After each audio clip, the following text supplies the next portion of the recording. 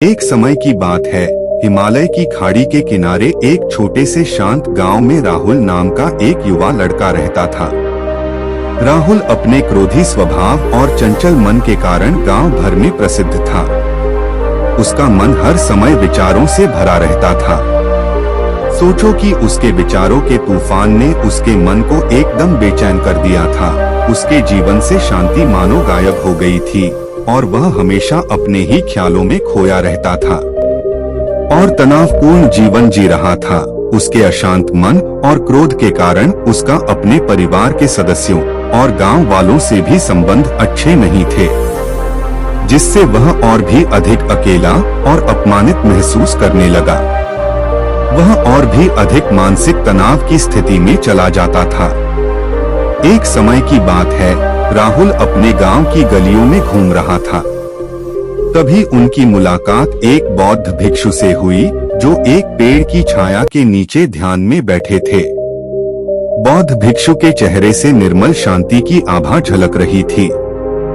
इस असीम शांति में राहुल बौद्ध भिक्षु की ओर आकर्षित हुआ। जब राहुल बौद्ध भिक्षु के करीब आया तो उसे अपने आसपास एक सकारात्मक ऊर्जा का एहसास हुआ। राहुल को एहसास हुआ कि इस असीम शांति और सकारात्मक ऊर्जा का स्रोत कहीं न कहीं इस बौद्ध भिक्षु के भीतर ही है। इसलिए वह वहीं बैठकर उसकी आंखें खुलने का इंतजार करने लगा। थोड़ी देर बाद जब बौद्ध भिक्षु की आंख खुली तो उसने एक युवा लड़के को अपने सामने बैठा पाया, जो बहुत तनावग्रस्त और नकारात्मक भावनाओं से भरा हुआ लग रहा था। राहुल ने बौद्ध भिक्षु की ओर उदार भाव से देखा और बहुत विनम्रता से कहा, मालिक, मेरा मन बहुत अशांत है और मेरे मन के विचार मुझे खाए जा रहे हैं। मुझे एक पल के लिए भी शांति महसूस नहीं होती। क्या आप मुझे सिखा सकते हैं कि मैं अपने अशांत मन को कैसे शांत करूं? बौद्ध भिक्षु ने राहुल की पीड़ा को समझते हुए करुण दृष्टि से देखा और कहा, मेरे प्यारे बच्चे, मैं तुम्हें एक कहानी सुनाना चाहता हूँ। इस कहानी में मानसिक शांति और खुशी के रहस्य छिपे हैं। क्या आप कहानी सुनना चाहेंगे? राहुल ने हाँ में सिर हिलाया और पूरी एकाग्रता से कहानी सुनने को तैयार हो गया। उसके अंदर जिज्ञासा चरम पर थी। वो कहानी सुनने को बेताब था। बहुत समय पहले की बात है, एक नगर में शक्ति नाम का एक आदमी रहता था। शक्ति बेहद महत्वाकांक्षी व्यक्ति था और उसको हर काम में लोगों से मदद की जरूरत पड़ती थी। यदि उसे किसी से असफलता और बुराई सुनने को मिलती थी तो वह गहरी चिंता और तनाव में चला जाता था। उनका मानना था कि सफलता और भौतिक शक्तियां वांछित खुशी देंगी, लेकिन वह जितना सफलता और प्रशंसा के पीछे भागता था उतना ही मानसिक तनाव में डूबता जाता था। लेकिन अचानक शक्ति का सामना उस समय के मशहूर बौद्ध भिक्षु से हो गया, जिसका नाम महाकौशल था। महाकौशल अपने शिष्यों को ध्यान की शिक्षा देते थे और वह स्वयं एक बहुत ही ध्यानमग्न और प्रबुद्ध व्यक्ति थे। महाकौशल की अद्भुत एकाग्रता से प्रभावित शक्ति ने उनसे अपने भटकते मन को शांत करने का उपाय जानना चाहा। शक्ति ने कहा कि महंत, मैं हमेशा सफलता के पीछे भागता हूँ और लगातार अधिक हासिल करने की कोशिश करते हूँ, फिर भी मुझे कोई क्षणिक संतुष्टि या आत्मसंतुष्टि नहीं मिलती। इस निरंतर बेचैनी के बीच मैं शांति कैसे पा सकता हूँ? बौद्ध भिक्षु ने करुण दृष्टि से उसकी ओर देखा और उत्तर दिया, आपका मन एक अशांत नदी की तरह है जो हमेशा बहती रहती है। आप कभी भी शांत नहीं रह सकते, इसलिए इस अशांत मन को शांत करने के लिए आपको अपने विचारों को बिना किसी रुकावट के जाने देने की कला सीखनी होगी। शक्ति को आश्चर्य हुआ और उसने पूछा कि मैं अपने विचारों को कैसे जाने दूं? आखिर मैं भी तो अपनी इच्छाओं और महत्वाकांक्षाओं से बंधा हुआ हूँ। यह सुनकर बौद्ध भिक्षु मुस्कुरा दिए। बौद्ध भिक्षुक ने कहा, कल्पना करो कि आपके हाथ में पानी का एक गिलास है। अब आप इसे जितनी देर तक पकड़कर रखेंगे, यह उतना ही भारी होता जाएगा। और अगर आप इसे काफी देर तक पकड़े रहेंगे तो आपके हाथ में दर्द होने लगेगा। लेकिन अगर आप उस पकड़ को ढीला कर दें और छोड़ दें तो आपका बोझ कम हो जाएगा। राहुल ने पूरी कहानी और उसका संदेश ध्यानपूर्वक सुना।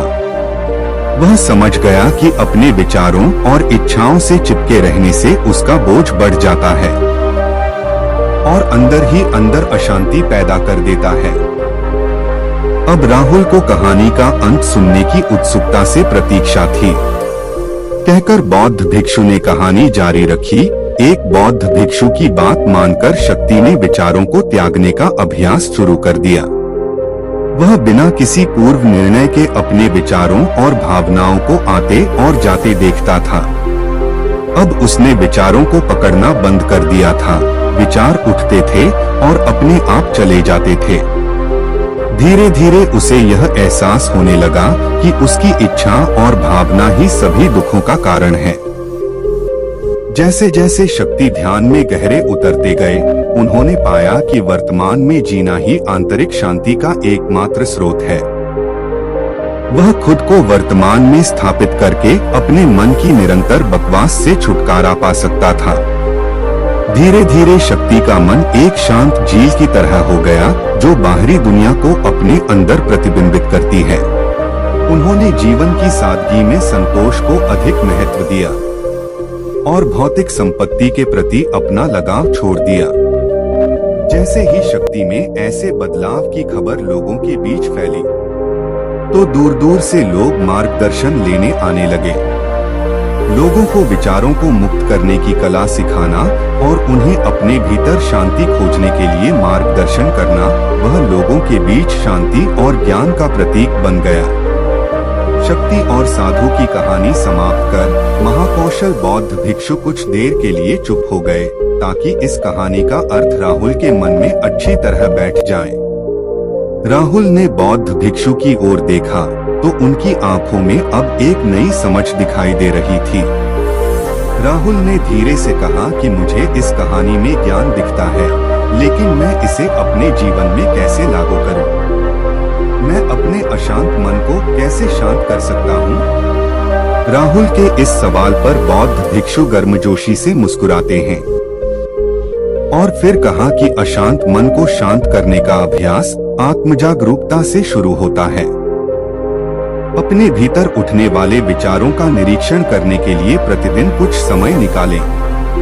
उन भावनाओं पर ध्यान दें जो आपके मन में आती हैं और देखें कि वे कैसे आती हैं और आकाश में गुजरते बादलों की तरह चले जाएं। राहुल ने आंखें बंद कर लीं और बौद्ध भिक्षु के कहे अनुसार अपने विचारों का अवलोकन करने लगा। जैसे ही उसने अपने भीतर उठने वाले विचारों पर ध्यान देना शुरू किया, तो उसे इसका एहसास हुआ। उसे अपने अंदर चिंता और इच्छाओं की एक निरंतर धारा बहती हुई महसूस हुई। सिर्फ एक एहसास ने ही उसे एक अद्भुत शांति का एहसास कराया। उन्हें यह भी एहसास हुआ कि यह सभी विचारों और भावनाओं से अलग है। बौद्ध भिक्षु ने आगे कहा कि जैसे शक्ति ने खुद को सभी मोहमाया से अलग कर लिया था, वैसे ही अपने मन को अशांतकारी विचारों और भावनाओं से मुक्त करने का अभ्यास विकसित करो।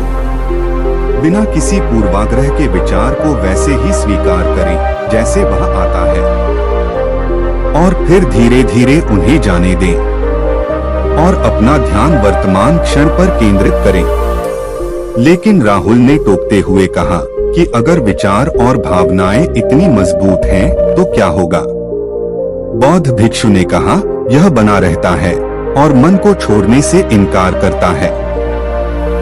बौद्ध भिक्षु ने राहुल की बात से सहमति जताते हुए सिर हिलाया और कहा ऐसे कई मौके आएंगे जब आपके मन में सवालों का बवंडर चल रहा होगा, जब आपका दिमाग आपकी बात ही नहीं सुनेगा। तो ऐसे में आपको अपनी सांसों की ताकत पर विश्वास करना होगा। एक बार फिर भिक्षु ने राहुल से कहा अपनी आंखें बंद करो और अपनी सांसों पर ध्यान केंद्रित करने के लिए अपने पेट को ऊपर उठता हुआ और मथता हुआ महसूस करो। बौद्ध भिक्षु ने बताया कि जब भी आपका मन अशांत हो तो तुरंत अपनी सांसों पर लौट आए। सांस की वाद्य गति आपको तुरंत वर्तमान के चरणों में वापस खींच लेगी और आपको शांति का अनुभव कराएंगी। एक बौद्ध भिक्षु के निर्देशानुसार आने और जाने वाली सांसों पर ध्यान केंद्रित करने का प्रयास किया। इस छोटे से व्यायाम से उन्हें मानसिक शांति का अनुभव हुआ। उसे याद आया कि उसकी सांसें हमेशा उसके साथ थी, जो उसे वर्तमान क्षण की याद दिलाती थी, आराम और शांति लाती है। राहुल के इस विकास को देखकर बौद्ध भिक्षु मंद मंद मुस्कुराए और बोले, मेरे प्रिय, बेचैन मन को शांत करना एक ऐसा अभ्यास है जिसमें बहुत प्रयास और दृढ़ इच्छा शक्ति की आवश्यकता होती है, क्योंकि लगातार व्यायाम से मांसपेशियां मजबूत होती हैं। उसी तरह नियमित अभ्यास से मन भी शांत होता है। स्वीकृति में सिर हिलाते हुए इस बौद्ध भिक्षु को धन्यवाद देते हुए उन्होंने वादा किया कि आज से वह अपने अशांत मन को शांत कर सकेंगे और अपनी गैर शक्तियों को मुक्त कर सकेंगे। बौद्ध भिक्षु ने राहुल के कंधे पर हाथ रखकर कहा, मुझे आपकी क्षमता पर बहुत भरोसा है और आपको जल्द ही आंतरिक शांति मिलेगी। लेकिन याद रखें कि यह आसान नहीं होगा, लेकिन अगर आप दृढ़ इच्छा शक्ति और खुले दिल से प्रयास करेंगे तो आप निश्चित रूप से वह शांति पा लेंगे जो आपके अंदर है। उस दिन से राहुल अपने अशांत मन को शांत करने का प्रयास करने लगा और हर दिन ध्यान करने के लिए एक अलग समय निर्धारित किया। उसने अपने मन में उठने वाले विचारों को बिना किसी रोक टोक के जाने दिया और अपनी सांसों के जरिए खुद को वर्तमान में बनाए रखने की कोशिश की। समय के साथ अभ्यास करते हुए राहुल को अपने अंदर शांति का अनुभव हुआ। जैसे जैसे समय बीतता गया, राहुल को ज्ञान और शांति का स्रोत कहा जाने लगा। ग्रामीण अपने अशांत मन को शांत करने के लिए राहुल के पास आने लगे। बौद्ध भिक्षुओं के शिक्षक दूसरों की मदद करते समय आत्म जागरूकता की शक्ति साझा करते हैं। बौद्ध भिक्षु आंतरिक शांति पाने की शिक्षा देते हैं। इसके साथ ही उन्होंने अपनी सांसों पर ध्यान देने और अपने विचारों को मुक्त करने की कला भी सिखाई। ऐसे निवासियों का विकास हुआ और उन्हें मन की अमूल्य शांति मिली। बौद्ध भिक्षु की शिक्षाओं और राहुल द्वारा संचालित अभ्यास के माध्यम से विचारों को त्यागने और वर्तमान में जीने की कला दूर दूर तक फैल गई। उन्होंने कई लोगों की जिंदगी बदल दी और जैसे जैसे समय बीतता गया, उनकी जिंदगी और भी बदलती गई। राहुल का शांत प्रभाव उसके गांव की सीमाओं से परे तक फैला हुआ था। आसपास के गांवों और शहरों से लोग राहुल के परिवर्तन की कहानी सुनते थे, उनसे सलाह लेने आते हैं। मन के बोझ तले दबे लोगों के लिए राहुल आशा की किरण बन गया। राहुल की शिक्षाएं केवल ध्यान और प्रवचन तक ही सीमित नहीं थीं, बल्कि वह रोजमर्रा के काम जागरूकता के साथ करने पर ज्यादा जोर देते थे। वह लोगों को अपनी भावनाओं के प्रति जागरूक रहने की याद दिलाते थे। तो दोस्तों, उम्मीद है आपको आज की इस बौद्ध कहानी से आपको बहुत कुछ सीखने को मिला होगा। ऐसे और वीडियो देखने के लिए हमारे चैनल को सब्सक्राइब करके बेल आइकन ऑन कर लीजिए और कमेंट बॉक्स में नमो बुद्धाय जरूर लिखें।